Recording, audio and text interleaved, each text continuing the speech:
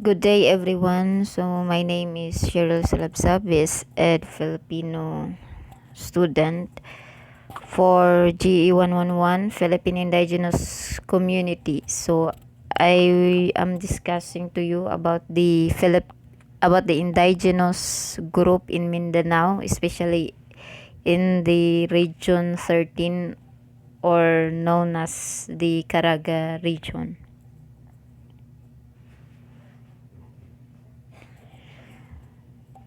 Caraga. Officially, the Caraga Administrative Region, or simply known as Caraga Region and designated as Region 13, is an administrative region in the Philippines occupying the northeastern section of Mindanao. The region was created through Republic Act No. 7901 on February 23, 1995. So the Caraga region have 5 provinces, which is the Agusan del Norte, Agusan del Sur, Surigao del Sur, Surigao del Norte, and the Nagat Islands. So we have also 6 cities: Bayugan City, Bislig City, Butuan, Cabadbaran, Surigao City, and Tandag City.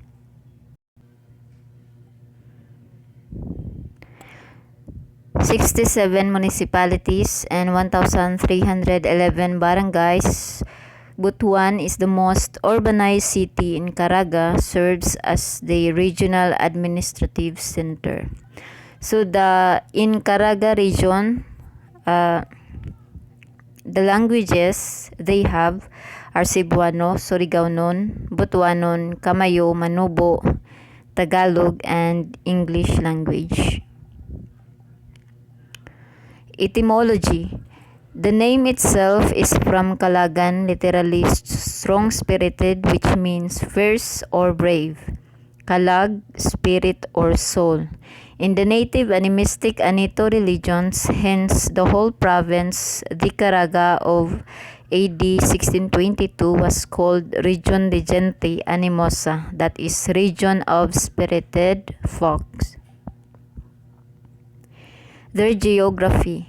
The Caraga region, situated in the northeast section of Mindanao. The region has a total of 18,846.97 square kilometers, 7,276.86 square meters, representing 6.3% of the country's total land area and 18.5% of the island of Mindanao. So in Agusan del Sur have a 47.6%, 71.22% is their forest land, 28.78% alienable and disposable land, and 31.36% and 23.98% is their agricultural and open spaces.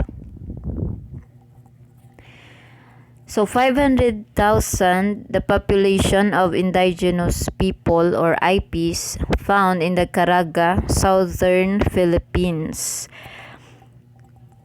So we have 5 indigenous group or tribal group found in the Caraga region,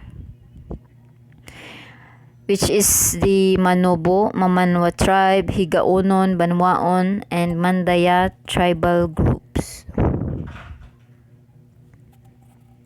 So now let us look closer about the indigenous group in Region 13.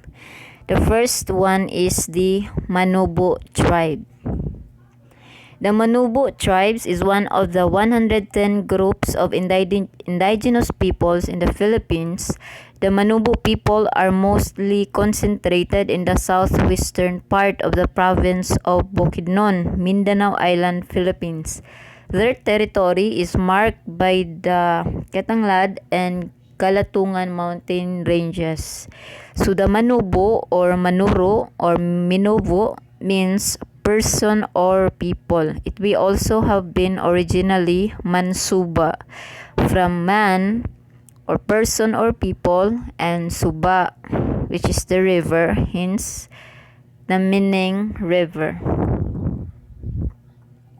So what is Manobo tribe known for? Manobo tribe is culturally rich in tradition, practices, medicinal uses, diversity, and traditional knowledge based on their community resources. They dwell in hinterlands and mountainous regions in the southern part of the Philippines and live an intricate life dependent on agriculture and forest plants. So what is their tradition? Sunggod ta ka mga is a Manobo culture. It is a tradition of lumads in preparation of farm activities and farm implements. Live, chicken, and pig are sacrificed. Their blood spread on farm tools and asking the Mambabaya, God, for the safety and for the abundant harvest through rituals.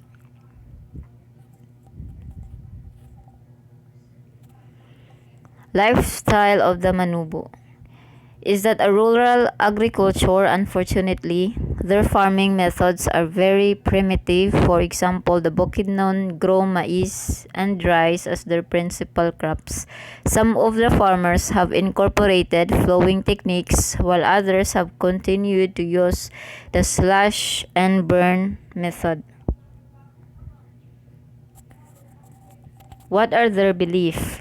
So the religious belief of the Manubo revolves around the concepts of many and seen spirits interfering in the lives of humans. They believe that these spirits can include on human activities to accomplish their desires. The spirits are also believed to have human characteristics. They are both good and evil in nature and can be evoked to both anger and pleasure. So what do Manobo people wear? As you can see, the men wear long strips of hand-woven loincloths called wanis. The women wear a kind of wrap-around skirt called dofid.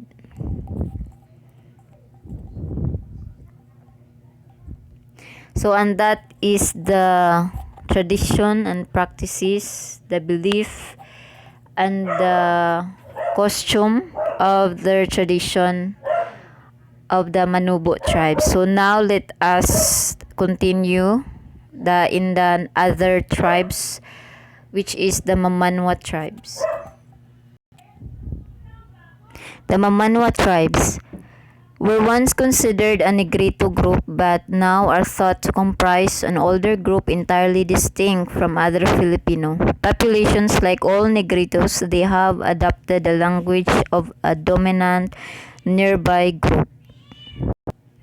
What is Mamanwa tribe known for? Are nomadic in nature, relying on hunting and gathering to survive and grow minimal crops such as yams to supplement their foraging activities. The Manubo subsistence pattern is, on the other hand, semi-nomadic, relying mainly on shifting agriculture with hunting and gathering as supplementary activities. So what is the religious practices of the Mamanwa tribe? So they believe in a collection of spirits which are governed by the supreme deity, Magbabaya, although it appears that their contact with monotheism populations has made a considerable impact on the Mamanwa's religious practices. They are often taught that their animistic beliefs are savage. So their religious practices, first, the term Mamanwa means first forest dwellers, derived from man, first, and Banwa means forest. So the Tahawan ceremony, one of their religious practices, they are still practicing this ceremony, which is an indigenous worship and thanksgiving. What is political system of Mamanwa tribes? The political system of Mamanwa is informally democratic and age-structured. Elders are respected and are expected to maintain peace and order within the tribe. The chieftain, called a tambayon, usually takes over the duties of concealing tribal members, speaking at gatherings, and arbitrating disagreements. So what is Mamanwa food? Mamanwa rely on the subsistence economy, which is a hand-to-mouth existence. They are mainly food gatherers who move from one place to another depending upon the supply of food found in the place. We gather rattan poles, orchids, tubers, nuts, and honey.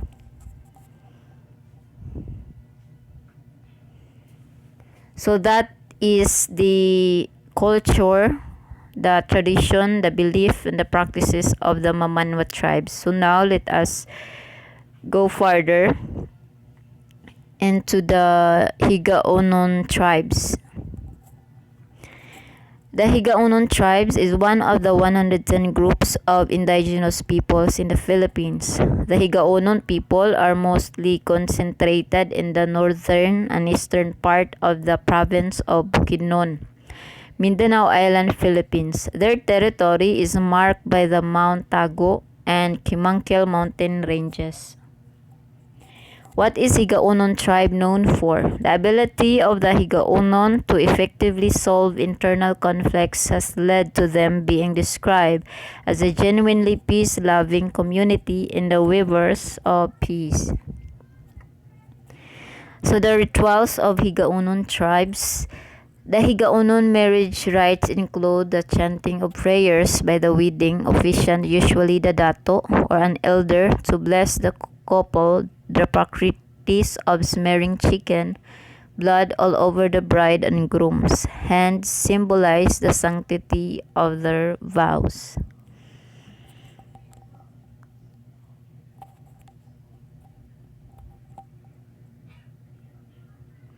So what is the costume of Higaonon? Panika, the headdress of the Higaonon women, symbolizes a sacred responsibility to champion their cultural heritage.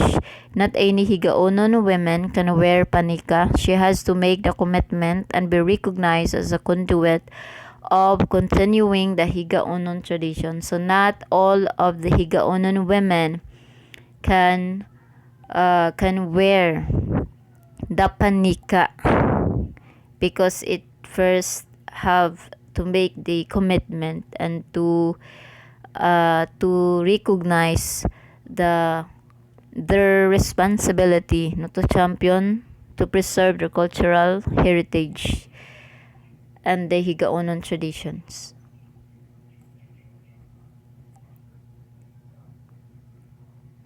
So what is the tradition of Higaonon? They practice an ancient ritual called Tampudashu Balagun, which means treaty of the green vine branch, literally means cutting the vine and symbolically cutting disputes between ethnic groups.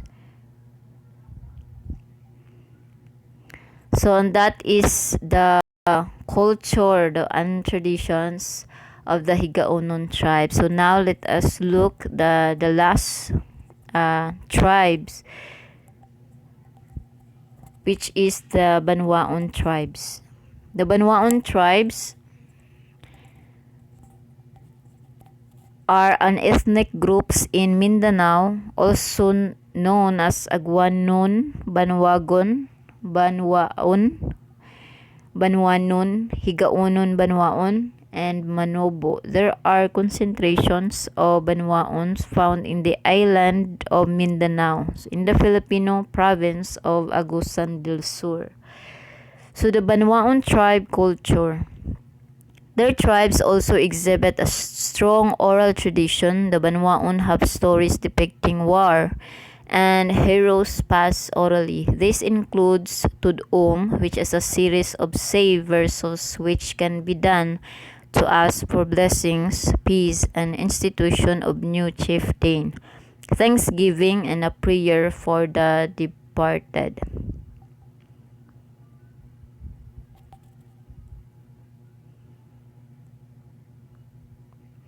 So, and that is the slight background of the Banwaon tribe, and that's all the indigenous group found in the Caraga region. Thank you.